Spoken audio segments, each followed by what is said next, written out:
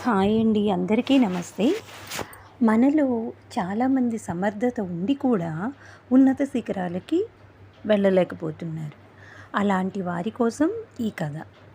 ఆకాశపు టంచులు తాకాలి. అదొక ఎడారి దేశం. ఆ దేశపు సుల్తాన్‌కు డేగలంటే చాలా ఇష్టం.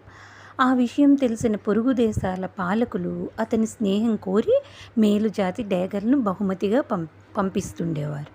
అలా ఒకసారి 2 డేగలు బహుమతిగా అందాయి. రాజసం ఉట్టిపడేలా ఉన్న అవి ఆయనకు ఎంతగానో నచ్చాయి. ఆ పక్షులకు మంచి శిక్షణ ఇచ్చి వేటలో ఉత్తమంగా తీర్చిదిద్దాలని సిబ్బందిని ఆదేశించాడు. నెల రోజులు గడిచాయి. శిక్షణ ఎలా సాగుతుందో తెలుసుకునేందుకు ఒకరోజు సుల్తాన్ డేగలను ఉంచిన చోటికి వెళ్ళాడు. ఒకటి ఎంతో బాగా ఎగురుతోందని, ఆకాశపు టంచులను తాకి వస్తోందని చెప్పారు. మరొక డేగ ఎగరటం లేదని, అసలు కూర్చున్న కొమ్మ మీద నుంచి కూడా కదలటం లేదని చెప్పారు. దానికి ఏమైందోనని కంగారు పడ్డ సుల్తాన్ వెంటనే పక్షి వైద్యులను రప్పించాడు. వాళ్ళు పరీక్షించి తెలిసిన అన్ని రకాల వైద్యం చేశారు. అయినా ఉపయోగం లేదు. దీంతో విషయాన్ని మంత్రుల దృష్టికి తీసుకువెళ్లారు. వారు చెప్పిన అనేక సలహాలు, సూచనలు పాటించారు. అయినా డేగ పెట్టినవి తింటోంది కానీ రెక్క విదల్చకుండా అదే కొమ్మ మీద అలాగే కూర్చుని ఉంటుంది. నిత్యం డేగ గురించే ఆలోచిస్తున్న సుల్తాన్కు ఒక ఆలోచన వచ్చింది. బహుశా గ్రామాల్లో ఉండే అనుభవజ్ఞులైన వృద్ధులకు ఇలాంటి సమస్యలకు పరిష్కారం తెలిసి ఉండొచ్చనిపించింది.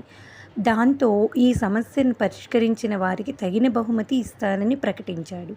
అనుకున్నట్టే ఒక వృద్ధ రైతు దర్బార్కు వచ్చాడు. సమస్య అంతా సావధానంగా విని రేపటికల్లా పరిష్కరిస్తాను అని చెప్పాడు. మరుసటి రోజు ఉదయం సుల్తాన్ నిద్రలేచి రాజభవనం బయటికి చూడగానే ఆనందము, ఆశ్చర్యము కలిగాయి. 2 డేగలు ఆకాశంలో ఎగురుతూ కనిపించటమే అందుకు కారణం. వెంటనే ఆయన రైతును పిలిపించి, మంత్రులు, వైద్యులు, ఇతరులెవ్వరికీ సాధ్యం కానిది నువ్వెలా పరిష్కరించావని ప్రశ్నించాడు. అందుకు ఆ వృద్ధుడు వినయంగా, ప్రభూ, వేళకు తిండి దొరుకుతుంటే దానికి ఎగరాల్సిన అవసరం రాలేదు. అందుకే అది కూర్చున్న కొమ్మనే నరికేశాను అన్నాడు. ఇది వ్యక్తిత్వ వికాస పాఠాల్లో చెప్పే ఈ కథ మనలో చాలామందికి వర్తిస్తుంది.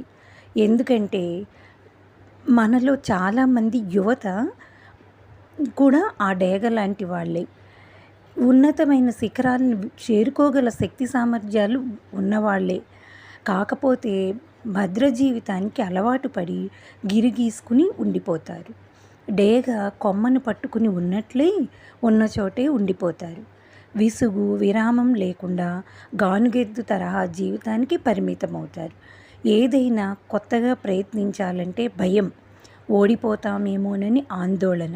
నిజానికి భయమని కొమ్మను వదిలిపెడితే గాని విజయమని ఆకాశపు టంచులకు స్వేచ్ఛగా చేరుకోలేం. నమస్కారం.